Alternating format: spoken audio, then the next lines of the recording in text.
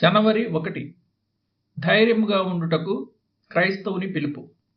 లోకము అనుగ్రహించే దానికంటే ఎక్కువగా మరో ఆత్మ క్రీస్తును పూర్తిగా వెంబడించుటకు అవసరమని మనలో తమ సొంత అనుభవముతో నేర్చుకొని ఉండని వారెవరు?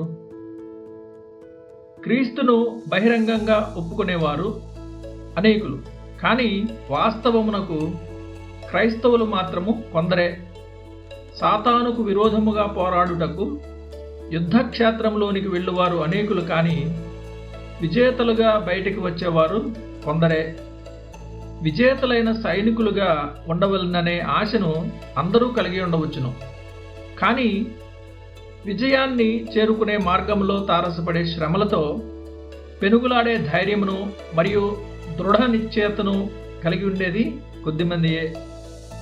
ఇశ్రాయేలీయులందరూ ఐగుప్తు నుండి సంతోషముతో మోషేను వెంబడించిరి, కానీ వారి కడుపులు ఆకలితో కొంచెము గెల్లబడినప్పుడు మరియు వారి తక్షణ కోరికలు వాయిదా వేయబడినప్పుడు వారు వెనువెంటనే వెనుతిరుగుటకు సిద్ధపడిరి. వారు వాగ్దానము చేయబడిన ప్రభువు యొక్క ఆశీర్వాదముల కంటే పరో బంధకమునకు ప్రాధాన్యతను ఇచ్చిరి. ఈనాటి మనుషులేమీ విభిన్నము కాదు. ఎంతమంది శ్రమల కూడలిలో క్రీస్తుతో పాలు పంచుకొనుచున్నారు? వారు ఓర్పా వలె కొద్ది దూరము మాత్రమే వెళుతున్నారు. రూతు 1:14.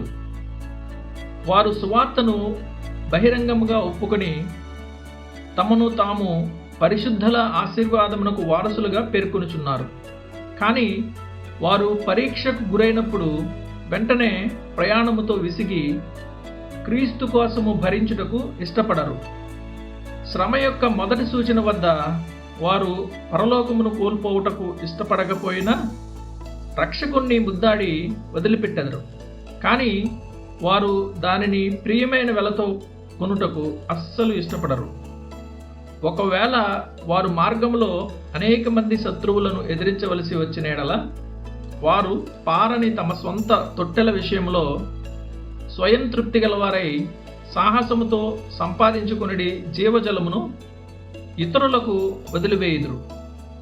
లోకము అనుగ్రహించే దానికంటే ఎక్కువగా మరో ఆత్మ క్రీస్తును పూర్తిగా వెంబడించుటకు అవసరమని మనలో తమ సొంత అనుభవముతో నేర్చుకుని ఉండని వారెవరు?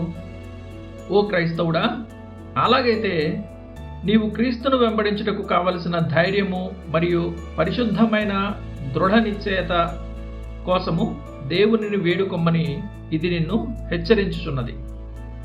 ఈ లక్షణము లేని ఎడల నీవు బహిరంగముగా ప్రకటించుకొనుచున్నట్లుగా ఉండలేవు. పిరికివారే నరకము వైపు క్రమముగా అడుగులు వేయుదురు. ప్రకటన 21:8. పరలోకమును బలత్కారముగా తీసుకుని వారు శూరులు. మత్తయి సువార్త 11:12. పిరికివాళ్ళు పరలోకమును సంపాదించుకొనలేరు. ఈ వీరోచిత ఆత్మను నిరూపించుకుంటే తప్ప మీరు దేవుని మూలముగా పుట్టినవారని మరియు మీ నరములలో ఆయన రాజరిక రక్తము ప్రవహించుచున్నదని ప్రకటించుకొనవద్దు. మనుష్యులను దయ్యములను లెక్క చేయకుండా పరిశుద్ధముగా జీవించుటకు సాహసించడమే ఆ వీరోచిత ఆత్మయై ఉన్నది.